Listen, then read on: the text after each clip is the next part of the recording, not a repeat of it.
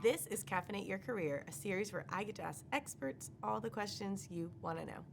I'm your host, Alicia Josie, and today I'm chatting with Ryan Timms. He's usually behind our cameras making everything run smoothly and look amazing.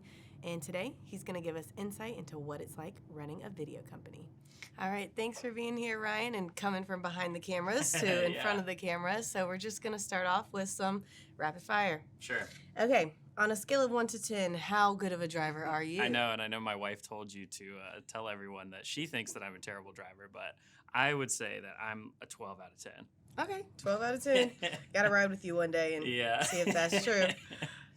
What food eating contest would you have the best shot at winning? Probably tacos, because I eat way too much Mexican food in general. Okay. And what are you most proud of? That's a tough one. I'm probably the most proud of my team and the growth that we've seen over the last 2 years. I think that I spent so much time doing things alone that having a group of professionals surrounding me has been a really valuable experience for everybody. So I'd say most recently, that's what I'm most proud of. Nice. I'm excited to get into that more. Yeah. So let's just get everybody up to speed. Can you take us all the way back to the beginning? What got you into videography and photography? Sure. So I started making videos when I was really young, like 11 or 12 years old. I would grab my parents' camera and walk around my house and just film stupid stuff. And as I got a little bit older, I got into rollerblading, and I was really, really involved in that community. And a big portion of that was jumping off of stairs, grinding down rails, breaking my arm a lot of times. And I would film all that stuff and share it on social media. So the first videos that I made were skating related, and this was like before YouTube existed. Everybody was on MySpace, and there was like no comfortable way to put video on the web. And so it was hard to share what we were working on. So I entered a bunch of competitions in my school system. So I went to school in Virginia, and where I did, they had these art competitions, and one of the categories was video, and I did them almost every year and always got awards at different levels, and it was like a state-run thing. So one year I won the state competition, and then the next year I'd win like the regional or whatever. And so I did that up until I was 15, 16, and part of being a skater is being a little bit of a punk and a rebel, and I thought I was ready to drop out of school and move on and do my own thing. And so I told my parents, and we had to go to this parent-teacher conference where all my teachers sat around, and they said, well, why do you want to drop out? And I said, well, I just want to skate and make videos with my friends. That's what I like to do. And I think I can make a living doing it. And they said, well, have you heard of this program? And within the school system I was in, there was a vocational school. And a lot of school systems around the country have this where they send juniors and seniors, and they do things like masonry or auto body mechanics or electrician type work. Well, the school system that I was in happened to have one for television production. And they're like, if you just want to make videos, maybe you should do this instead. That way you can finish school.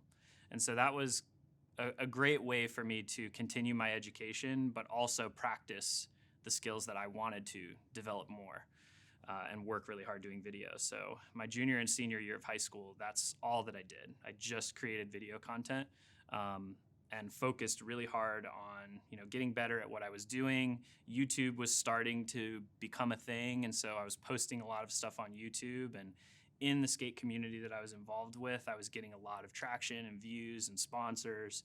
So companies would send me product, and I would make videos with the product, and all of this kind of happened at the same time. And so it reinforced that what I was doing wasn't for nothing, and that I thought that I was good at what I was doing. So that's kind of the start of my education. And then I again was like, I don't want to go to college. I just want to skate and make videos with my friends. But I knew that I didn't want to be physically in Virginia anymore. I wanted to move away.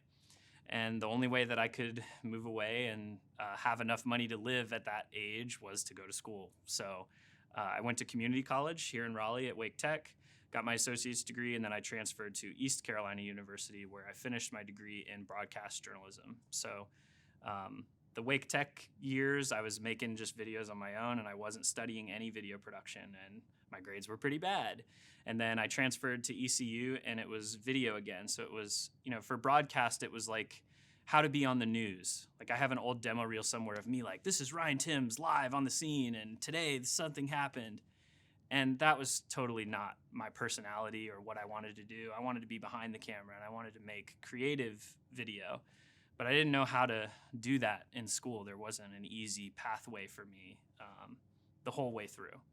And so after I graduated, I had this like journalism reel that the school had me make, and then I had my work, the stuff that I did.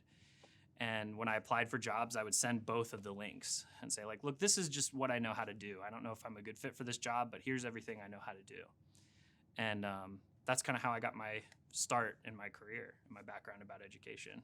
Cool. Yeah. That's really cool. Yeah. So what was like the first, I know you entered like competitions.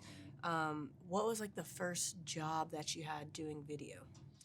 The first thing that I got paid to make a video of, I think, was a wedding for one of my teacher's like kids. It was like his daughter or something was getting married, and I filmed it, and I think I charged like $300. And I did the whole thing by myself, and it was a huge job. And at the time, the technology was a little bit harder too. Like we shot everything on tape, and you had to log the tapes into the computer before you could edit anything, and it was kind of hard to get everything out. Like I was burning DVDs. Like the technology wasn't as friendly as it is now. You can just upload something to YouTube, send it from your phone, right? It was a lot more complicated. So $300, I was like probably working, I don't know, 80 to 100 hours or something on that. I don't know what the math is, but not enough to make a living, right? But the first like W-2 job that I had was actually filming floor camera for college basketball games. So I was the guy like with the big shoulder thing underneath the hoop going like this all day long. And I remember my back hurt. And I made like $7 an hour, and I had to drive really far. I feel like the old guy that's like, I had to walk uphill both ways to school. But those are the first jobs that I can think of. And I was, 16-ish years old, shooting videos for people then. When I was in college, I did a lot of real estate photography and video. I saw a listing for an internship that the real estate company in the town that I was in wanted somebody to shoot their photos and videos. And so I applied for it, and I said, hey, I can do, I think they wanted a photographer, but I came in and I said, hey, I can do videos too, but I'm going to charge you for them. And so they weren't expecting to spend any money, but that's all I did when I was in Greenville for 2 years was just real estate stuff. I was in with one agency, and I did 5-6 houses a week for like $75 a pop. And I didn't have to get a different job working somewhere else. So I was learning about being a freelancer and how to manage my money, how to pay my taxes, that kind of stuff while I was still in college. They never taught me that in any class I was in. And so I had to figure all that stuff out, how to keep track of the income, where it has to go when you get the check. You can't just cash it and walk away with it. Like there's little things that you learn along the way. And I started that very young. So I was probably like 20 years old or so when I started doing that. Wow. So did you enjoy doing the real estate photography, or was that just kind of to get by or try something out? Yeah, it was kind of to get by, right? Like I always knew I wanted to do the creative stuff. And so I was always, can we film a video like with the agent doing a tour or whatever? I was always trying to make something different. It was like what I was doing was never enough, if that makes sense. And so that wasn't what they needed. They didn't need somebody entrepreneurial. They just needed the stuff to sell the homes. And so once I accepted that, that was just what I did. But at the time, I was traveling all over the country, making videos with my friends of us skating and making videos for those products too. So I had like the creative fulfillment, and that's what was in my brain all the time. That's what I always thought about, and kind of what I obsessed over at the time is like my whole life was that. And all I was thinking about was the next trip I was going on, or the next trick I wanted to do, and how I was going to film it or whatever. And not so much about the work or even the school. Now let's get into that a little bit more, what you mentioned about going on trips with your friends and things like that, because I know there was something called The Life of Ryan and Scott. Can you talk about that? And just, I want to hear about what you guys did in the movie theater too, because that's really cool. Sure, yeah. So I was making videos from like age 12 to 16. I said I wanted to drop out of school. And right at that time, I started filming with all my close friends I was like, I don't know what I'm going to do, but I want to make a movie. And I didn't know what else to make a movie about other than what my friends and I were doing. And we made up stupid games, and we would like dress up funny and go to the skate park or whatever. We had a bunch of different like skits that we did. And I had made these different skits that are somewhere buried on YouTube of like comedy sketches, more or less. But it was just like, we didn't have a script. We literally made them up as we shot them. And those got a lot of views like amongst our friends. And so I basically wanted to scale that up and make a big thing out of it. So when I got into that program in high school, so from age 16 to 18, I shot video all day, every day of everything that I did. Me going to the store, me hanging out with my girlfriend, me going skating, whatever. I shot all of it, and then at the end, I tried to figure out how to fit it into a movie. And it turned into this like ADHD, like documentary and short film kind of thing where it was just a series of these shorts that we made all kind of melded together into like a 2-hour thing. And I didn't know how to monetize it. I didn't know what I was doing. I was just making stuff. And so when we got to the end, obviously I was really passionate about what I was doing. And at the time I was very, young and loud, and everybody knew who I was. I had big, long hair, and I was very recognizable. And so I started trying to sell these DVDs, and we sold them for like $10 a pop and made enough money that we held a premiere. So I rented out a local movie theater. And this was kind of like my high school graduation thing for like myself was I worked super hard to make this thing. It was right at the end of school, and a bunch of my friends were in it, and we filled a movie theater. There was probably like 500 something people in this movie theater of students and teachers and parents and just people who knew about it. And they put our name real big on the marquee. The night before, I remember driving around with Caitlin, who's now my wife, taking a picture of it. We're like, I can't believe they put our name on the sign. Like, that was so cool to us at the time. Because it was just some little theater that we paid, I don't know what we paid them, like $200 or something to rent it out in the middle of the day when they weren't going to have anybody there anyway. But that was a ton of fun. And so we premiered the movie there, and we had people filming like the premiere and everything. So all that stuff is on YouTube or Vimeo somewhere from my youth. But yeah, that was a lot of fun. I never like put that film into any film festivals or really promoted it much, because I didn't know how to do those things, and there was nobody that was pushing me to do that. Whereas now, knowing what I know now in my career, I totally should have done that. I should have submitted this or whatever. I might have gotten different kind of recognition earlier on in my career, and it might have changed my path a little bit in how I went about education, and some of the decisions that I made might have been different if other or more people had seen that.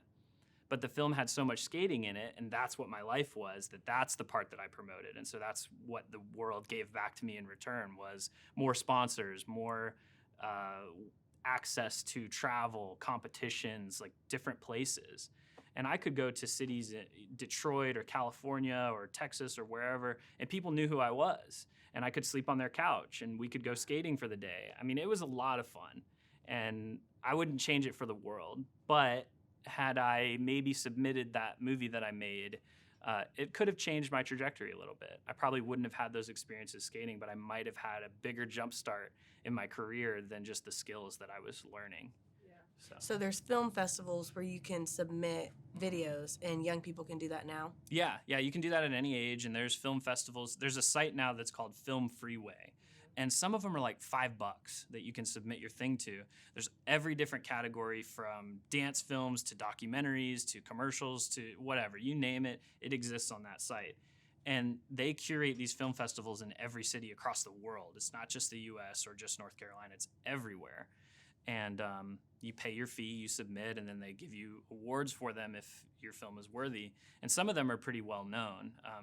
Everyone knows like South by Southwest or Sundance. Those are some of the big ones, and they take submissions through that platform as well. So I don't think that what I made when I was 18 was ready for something like that, but any kind of recognition I think would have been valuable early on in my career, just because I was so passionate about it. Mm-hmm. The stuff I was making was what you would think of today as like vlogs or influencer type content, but that didn't exist. There wasn't a way to make money just goofing off with your friends at that time. Right. And then YouTube kind of changed that. Instagram kind of changed that. And by then I was like too old. I was like thinking about other things and how I was going to build a career for myself, and not about like jumping off of a building with my buddy and filming it. Right. Cool. So whenever you were doing influencer type things before that was the norm, you had sponsors reaching out to you. Mm-hmm. Yeah. So what was that like? It was a lot of skate companies who had seen the tricks that I could do, and they thought that the way that I approached what I was doing was interesting. And I was younger than a lot of people who were doing it. And so that had some interest from sponsors because I approached it in my own way. I didn't have like an older brother who taught me how to skate and showed me like what was cool. It's the same thing with video. I was just making it up as I went along, and the tricks that I came up with was stuff that I just thought of. And so a lot of my recognition was from the video parts that I made, and the way that I filmed things was more creative than like a traditional skate video part that everybody may have seen. It was a little more abstract and more for kind of the core audience, people who might understand like the technical aspects of skating. If the people in this room were to watch some of those things I made, they might not get it or understand.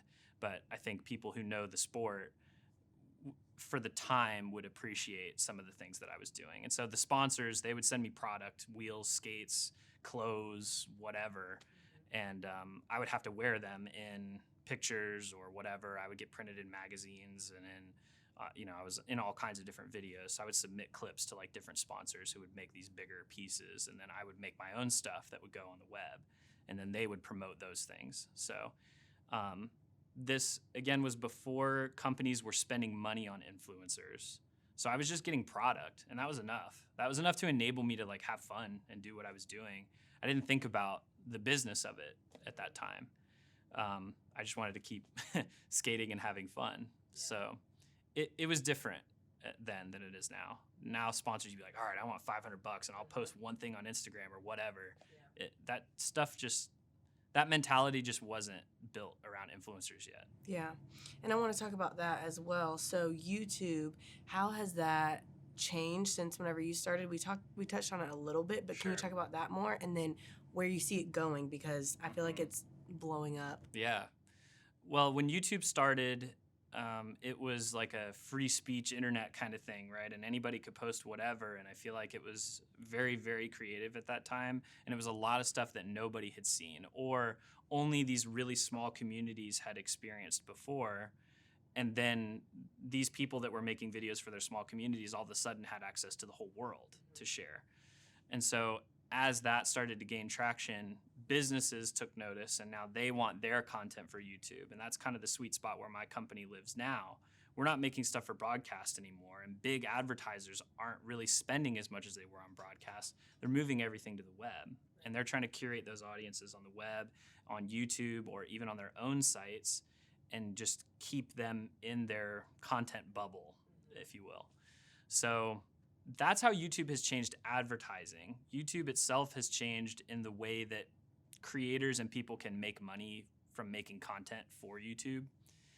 Now there's YouTube partnership programs, and you can make videos about anything. If you like bugs and caterpillars and you want to classify every caterpillar, someone's going to find it and watch it. Yeah. As silly as that might seem to me or you, somebody will find it, and you could get a following from that. And that is really exciting and freeing for young people today.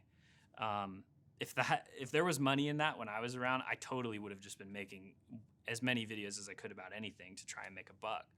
But again, I'm the old fart here. There wasn't a way to make money at that time. And so it's changed now to where people can make a real living making content about whatever they're passionate about. How is YouTube going to change? I don't totally know. If I had a crystal ball, I'd say it's going to keep going in that direction.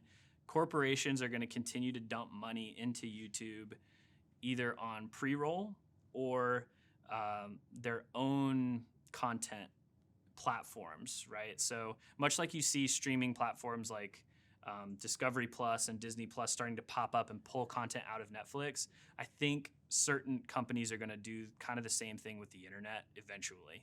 Well, I guess that streaming is the internet, but you know what I mean. The platforms like YouTube will start to lose content from some businesses. I'm trying to think of a really forward-thinking brand. Maybe like Red Bull might do something like this and create their own YouTube thing that's like where you come for action sports content. Maybe there's other things that are going to do that. I'm sure that gaming will be a big pull. Like Twitch is a good example. Live streaming, a lot of that happens on Twitch.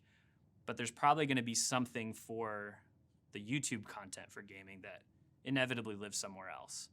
And I think that'll continue to segment, for better or for worse. Maybe there will be more paid opportunities for those creators, and so it'll be better for them on those platforms, but it may not always be what's best for the end user. So if I that'd be my best guess. Yeah. So earlier you talked a little bit about some of the work that you did in school, and then you talked about some of the jobs that you had. So when was the moment that you knew, like, I want to start Press Record Media, which you probably didn't know that it was going to be called Press Record Media at that time, but what was the moment where you're like, I want to do my own thing, like, full time? Yeah, very, very young, I knew that I wanted to own my own business, and I knew that I wanted to make videos, but I didn't know how to meld the two things. And I remember having an anniversary dinner with my wife when we were like 20 or 21 and saying, like, why am I still in school? Can I just quit and we can start our own thing now? Like, I know what to do. I just didn't have the customers, and I didn't have all of the equipment. And looking back, that would have been a really bad decision if I had done that at that age, because I wasn't confident enough. I didn't have the right equipment. I didn't have access to what I would need to make what I could in my brain, if that makes sense. But I knew from a very young age that that's what I wanted to do. Both my parents own their own small businesses, and so I kind of grew up in that world. I wouldn't consider that their businesses startups or even them as entrepreneurs. It was like they started small businesses out of necessity almost, given their skill sets. And I grew up that way, where I could go to my dad's office after school, or I would go on jobs with him, or I helped work there over summers, or my mom owned her own business and she went through a big growth period. So I watched her like hire and fire employees. And I didn't realize that I was soaking in all this information at the time. I was like, can I please go home, or can I go skating with my friends? But now I look back and I'm like, I really was absorbing a lot of this knowledge that I didn't know that I was. And I think that that's changed the way that I conduct business now, and the way that I think about relationships that I have with my team and with my customers, right? So I'm way down a wormhole here. Your question was, when did I know I wanted to start Press Rec? I knew that I wanted to own my own business from a very young age, but I was working in different jobs throughout my career. So I spent some time working for like a small internet publication that made videos for entrepreneurs and small business and like tech companies, and I went to different conferences. So still kind of in that entrepreneurial world at that time. Then I took a job in TV because I was like, oh, I want to make commercials. That sounds like fun. Well, it was totally not for me, and I really didn't enjoy it. I wasn't even there for a full year before I jumped back out and started working for small marketing companies. And in working with small marketing companies, I started to grow my network, and more people knew me and what I knew how to do and how I approached making videos for business. And that's what changed the trajectory of my career and pushed me more towards, okay, now I'm ready to open my own thing. For me, it was always about the safe decision. I wanted to save up enough money that if I really had a hard couple months, I would be okay before I dove in full time. And I also got to meet a lot of other freelancers and other small business owners to grow my network, build a team of freelancers and professionals who specialized in these different skills to help create and make the things better that I didn't know how to do. You can only do so much by yourself. I can't write the video, shoot the video, edit the video, and be in it all the time. So it became, what do I want to do most? And it turned into just shooting. I want to be the guy holding the camera, making the thing, crafting it. And when I give it to an editor, it's always better than what I could have done myself. I know how to edit. I've done it for years, but having that other perspective has so much more value in the end product that I never would have known if I hadn't grown my career in that way. If I had just dove in and started my own thing at 21, I would still be doing videos by myself and not charging enough money for them. So how much time do you spend shooting versus like communicating with clients? Tell me about some of the other tasks that you have to do as a small business owner. Yeah, they don't tell you all the stuff you don't want to do. You know, you think about, oh, it'd be so great if all I could do is shoot video, but really there's so much else.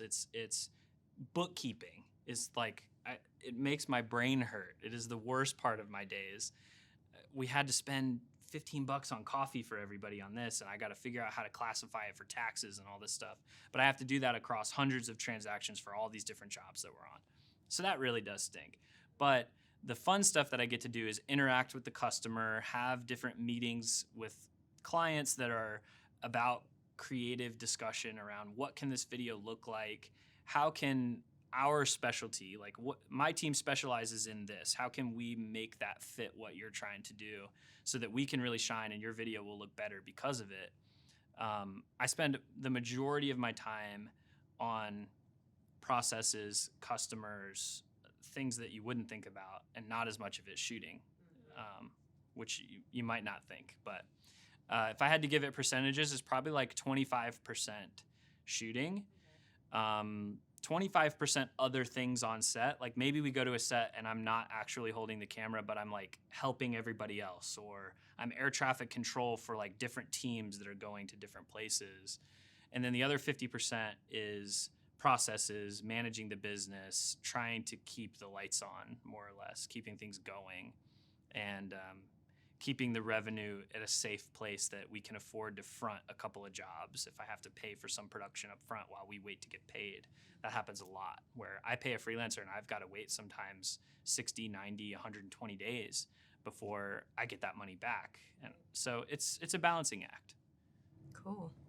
Wow, that's really good information, because I feel like people don't hear about that. They're just like, oh, it's so cool, and there's... I get to have fun and do whatever I want, Yeah. and I can come into work when I want.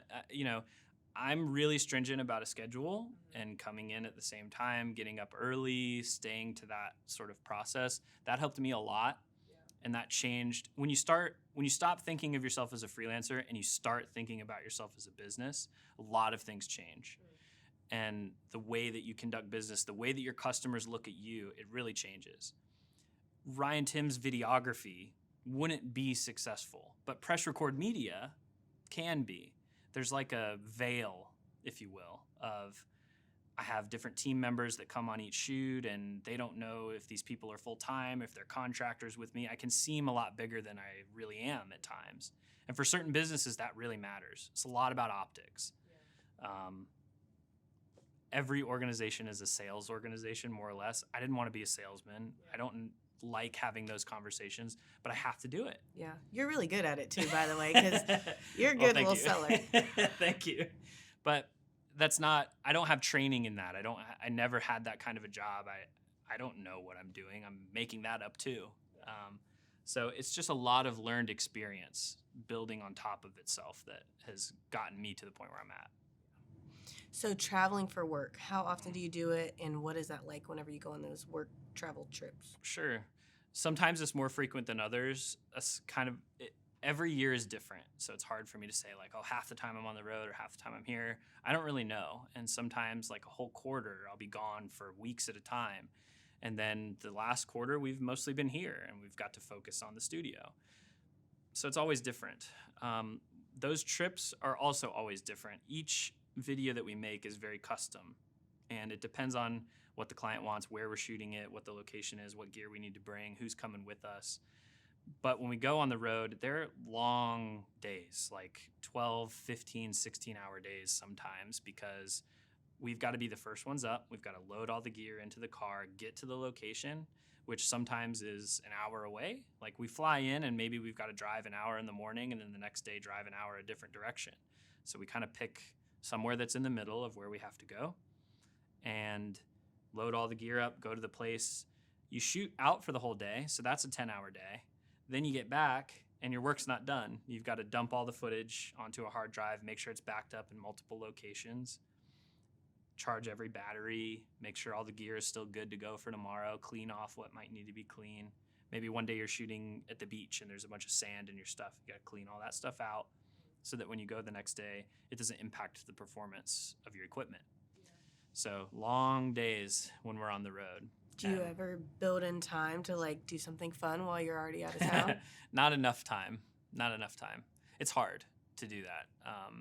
I wish that we could do that more, but oftentimes it's like, oh, we have to be in this place for like 5 days. All I want to do is go home and sleep in my own bed, that I can't even oftentimes enjoy the locations that we get to go to. Sometimes we can, but not all the time. So, as a new company, how is it finding clients, and how was it finding clients whenever you first started? Mm-hmm. And how do you keep those clients and get new clients? What's that process like? Sure. The best piece of advice I have for this is the more people that know what you do, the more business you'll get from it. So if only 5 people know that I like to make videos and I'm not doing a good job of marketing myself, I'm not going to get more customers. I have to be out as part of a community somewhere and letting people know this is what I do. I used to go to like happy hours and just bring a big camera and just set it down with me. I don't even drink beer, but I'd sit at these happy hours with a big camera and just play around on my laptop, and somebody would come up to me and say hello. That's how I met a lot of people. It's just doing stuff like that when I was young and being around, right? I would try and target businesses early on that had a lot of people coming in and out of the doors. The Frontier is a great example. I've been doing videos for this space and for Research Triangle Park for many years. And there's always new people coming in and out of here. So there's always different people exposed to my work and the work of my team. And that has value. People see what we do for Boxyard and then they call. People see something that we're working on for Hub. And they're like, I want to know who made that. And then they find us. So that's happened a lot in my career. Networking is key. Finding customers is hard. And there's no shortcut. You have to work hard. We pay somebody to help us with business development. She helps us find the leads and service the leads. And it's an old agency contact that I had, somebody who sold one of the biggest campaigns that my team ever got to work on when I was working at an agency. And she's since left, I've since left, and we were like, hey, we like working with each other. Maybe we can help each other here. Those relationships are invaluable. And as you get further along in your career, you'll have more and more of those relationships. And as these people leave and they go to different places, it all spider webs out in different directions that you could never imagine. That has more value than any software I could buy, any lead that I could get. It's about who knows what you know how to do. Wow, got to stay in contact with those people if you've worked at a job, because you never know what's You going to happen. never know where it's going to come back. Yeah. You never realize it does come back full circle. Now, what's your favorite project that you've worked on? That's a hard one. I have a few that I like for different reasons. Probably one of the biggest projects that we got to work on as Press Rec that I really enjoyed and that I'm very proud of is a video that we made for Bobcat Tractors with Ryan Nyquist. He's a really well-known BMX rider, very decorated athlete, has won many awards, and we created like a 5-minute story video about his partnership with Bobcat and him becoming an influencer for them. And that was really cool because it was like marrying everything that I had done throughout my career. All the time I spent in action sports, I know how to shoot that forwards and backwards. I don't even have to think about it. And then there's this whole other side of like the product integration and the storytelling and getting to know the people, conducting these interviews and getting to the people, the person that's behind it, not just the personality, if you will. And that was a video that pushed everything into one for me. So I'm very, very proud of that. We've submitted it for a few awards for like branded content, and I really see that that's kind of the future for our business in particular, is moving in that direction. That branded content and story space is going to be at the forefront of what we produce going forward. Another piece that I'm really proud of, in 2019, I was working at an agency and we were hired to film a series of documentaries about different people just doing cool things in Charlotte. And one of the videos that we made was about Kim Smith, and she runs this program called A Chance to Dance. And it's a program for children with disabilities of all shapes and sizes who might not have social opportunities because of their situation. They come into this dance studio and Kim teaches them how to dance. She takes them to competitions. They learn their favorite songs from Disney movies and they dance to them. And it was so moving. We shot that over 2 days, and we made a 7-minute documentary. I don't know what to call it, a thing. And it in its first week, it did over 1 million views on social for that company. This is for a local auto dealer that paid to do this. They're not getting those kinds of numbers. It was really powerful to film the piece and learn a lot about that world, but also to see where it went and how it helped them, how many more people donated because of that thing that we helped create. That was really special to me personally. That's awesome. Yeah, it's a really beautiful video. If you watch it, you may cry. Just putting that out there. Yeah, that's a tearjerker. Yeah. So now I want to talk about some of the challenges that you face. We talked about it a little bit with like bookkeeping and those type of things. Is there anything else that you would tell people about? I think that not enough people realize how hard you have to work when you own your own business. They think, I said this before, but they think it's all fun. There are times where it's tough, and there are a lot of things that maybe you don't have experience doing that you have to learn. You have to teach yourself how to do. And I wasn't a good student. I didn't make awesome grades. I'm not a lifelong learner. I don't read a ton of books. It's not really my thing. So some of it is more challenging for me, and I'm sure that I make it harder on myself because of it. But I'm very process driven, and I find myself, at least lately, working on a lot of different processes that I wouldn't have. Project management tools or, sales projections. And I never learned how to do any of this stuff. I don't know. I'm winging it. But it's helpful for the business. And these are things that are necessary for the growth of a company. And you got to figure a little bit of it out. There's always going to be a lot of stuff you don't want to do before you can get to do the stuff you do want to do. Would you say that you lean on your bachelor's degree a bunch, or mainly just from your experiences? Yeah. Reminds me of a story. I used to go speak at the Art Institute, which is a art college, and they used to have here in Durham. And I went on a panel of other professionals, and one of the students asked, "Do I really need a degree to do this?" And I'll never forget. I wish I could remember the guy's name, but I'll never forget what he said. He said, "Your degree is like the ticket to the party. What you do when you get in there is up to you, but you need your ticket to get in." And I was like, man, you're kind of right. You're kind of right. Do you have to have a degree? No. If you're talented or if you're willing to work really hard, yeah, you can get around that. I wouldn't be where I'm at if it weren't for my degree. It opened doors for me that I didn't know that I needed opened. And access to I met so many different people that I didn't know. And a big chunk of that time for me was like growth as just a human. If I had started a business when I was 20, I wouldn't have been able to make mature or like rash decisions at that time in my life that I can now. I was a totally different person at 18, 20, 22, 25, and 30. So it is just kind of different. So do you need a degree? No. I do think that it helps. Do I lean on my degree? Not so much. Not in what I do. But it opened doors and made relationships. I wouldn't have gotten the jobs that I got in TV at agencies working for certain businesses if it weren't for that degree. I wouldn't have had access early. But then what I did with it when I got in there. It's like I said before, I had a reel where, "Hi, this is Ryan Timms on the 5 o'clock news." Nobody hired me for that. But I had a creative reel. And when I applied for jobs, I sent everybody both. And the first job I got, she was like, "I hired you because you were the only one who had a creative reel when everybody else was sending the other thing." So that's how I got like my first full-time job, working for that publication covering entrepreneurs. So if there was somebody who they know, like, I really, really, really do not want to do school, I just want to go based off of the skills that I've developed, you think that once they get like that first full-time job and make connections at that job, they'd be able to be set? If we're talking about marketing, yes, I do think so. If we're talking about video, I think it's a little bit of a different conversation because there's so many professionals who are only freelancers. If I'm a business and I'm hiring a freelancer to edit a project, I'm not looking at their resume.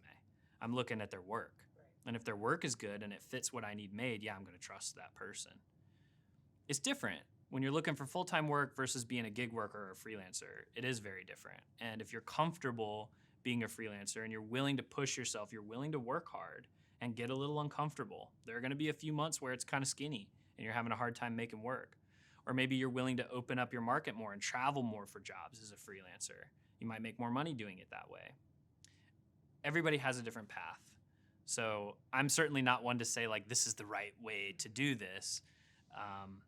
We know people who have done it both ways. People who have gone to like a really traditional film school and have worked really hard academically to learn their skills, and other people who we hire and work with all the time that don't have a degree. They started and dropped out. They have a degree in psychology or something random, but they know how to make videos. That's enough in a lot of cases. I think you can learn most of what I know how to do from YouTube. Okay. If you work hard enough, it's probably all there. You just got to be willing to dig and learn and develop those skills. But that's not going to teach you how to make relationships, how to network, how to market yourself as a creative professional, right? So it's kind of twofold. Yeah. So do you think that people, whenever they're watching YouTube videos and things, trying to learn and build up those skills, should they focus on getting really good at one thing, or should they focus on being well-rounded? That's a hard question to answer as well. I do think that it depends on the individual, and certain people are going to thrive owning their one thing. And that has a lot of value in what we do. Maybe that person invests a lot of money into very specialty equipment. I know somebody who owns a thing called a Steadicam, which is this big vest that you put on and you balance a camera on the front, and it's very, very heavy, but you physically walk with the camera and it makes the camera look like it's sliding very smooth. This person doesn't own a camera. All they own is this vest. They've invested all of their time and energy into this Steadicam vest, and they make great money being a freelancer, just Steadicamming for music videos, for movies, for TV, whatever. Wow. They're in New York. They're in a market where they have access to that kind of stuff. It's a lot different than North Carolina and probably the people who are watching this. You know, I had to get to know businesses, get to know entrepreneurs, go direct to customer. And so the tools that I had to accrue had to gear towards that. That's how I was making my living, so I had to buy that kind of equipment. If I was a guy in North Carolina and I had a Steadicam vest, I have a lot harder time making money than if I was in New York or LA or Georgia or whatever. Yeah. So it depends on the person. Some jobs we're looking for a generalist, and some jobs we're looking for a specialist. So there's so many different things you can do in video and in photo that it's really about getting the experience and learning what you like doing the best. Maybe you get on set thinking you're going to be a camera operator, but you fall in love with lighting and you learn where everything goes, and you just want to buy every light stand that has ever been made. You might make pretty good money doing that because you're really specialty in that. We own a lot of equipment, a lot of camera gears, and so we kind of lean in on that, but it's all to service direct to customer work. So, do you have any advice for people who think that they want to be entrepreneurs? The best advice that I can give for someone who wants to be an entrepreneur is you have to be willing to work hard. If you're not, you're going to have a much harder time. I don't care if it's in tech or you want to build an app, you want to start a video business, you want to manufacture a widget. If you're not willing to work hard, it's going to take you a lot longer to get where you want to go. Yeah. And then on the other end of that, what about people who are looking for jobs in this field? What website should they look at? Do you have any tips and tricks for finding a job?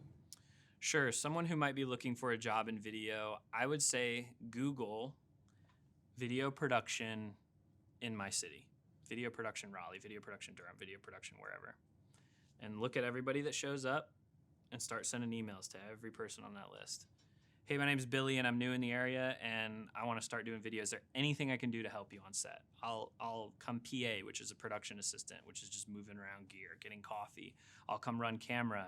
If you have gear, I have this type of gear. Here's what my day rates are. Cold email every company. And certain companies are going to appreciate that you're willing to work hard. If you continue to follow up, that's going to mean something to them. You'll find better relationships that way than you will looking on like Indeed or LinkedIn or whatever. You might get lucky on LinkedIn. I certainly got lucky on LinkedIn finding some jobs, but it's like right place, right time. And if you're really trying to make some money now, because rent's due and you're hurting, start cold emailing people and calling them and becoming part of the community. And this question's a little off script, but I'm very curious. So I know you and Caitlin are now married, but you dated back whenever, you were like 14, you guys started dating? Yeah, we started dating when we were 16. Okay. Yeah. How do you think that relationship impacted you and your career and your growth? I've never thought about it in this context, so this is kind of hard to say off the cuff, but she and I have grown up together. So I've kind of always have had a best friend to bounce ideas off of, to help carry the load when things got hard. And I think that changed the way that I think about life, if that makes sense. I would probably be a very different person if it weren't for having her influencing me along the way, for better or for worse. And I think that she would say the same, that she is my best friend. And so I'm very fortunate that we get to do everything together and hang out all the time. And she's been there every step of the way. When there's a big decision, we talk about it. And like I said, a very good sounding board when I have a lot of kooky ideas, and a lot of them are pretty bad. And she's a good filter for that. Some of them are okay, but not all of them. So it's kind of nice to have. Yeah. Awesome. Okay, so now we're to the final 3. So 3 things to leave our guests with. Whenever you're ready. Mm-hmm. Something for them to read or watch. I would recommend reading a book called Steal Like an Artist from Austin Kleon. It's a very good book. Okay. Topic for them to research deeper. I would research branded content. I think that that's going to change the way that companies advertise in the future. It's starting and it exists, but in 2 more years, everybody's going to be throwing their money at branded content. And lastly, a final piece of advice for them on their journey. If this one's hard, and I saw this on your list. I've said a lot, work hard. You really have to be willing to commit to what it is that you want to do. Dive in head first and don't tiptoe in. If you know, I've known my whole life, I want to make videos and make a living doing it. Dive in. Own that that's what you do. It doesn't have to be who you are. Just own that that's what you do. And eventually you'll see success. Awesome. Well, thank you. Thanks for sharing all the knowledge. Yeah. I appreciate it. Mm-hmm. And awesome. Thanks for having me. Thanks. Thank you so much for watching. Be sure to like and subscribe. And to see more Caffeinate Your Career episodes, click the link on screen.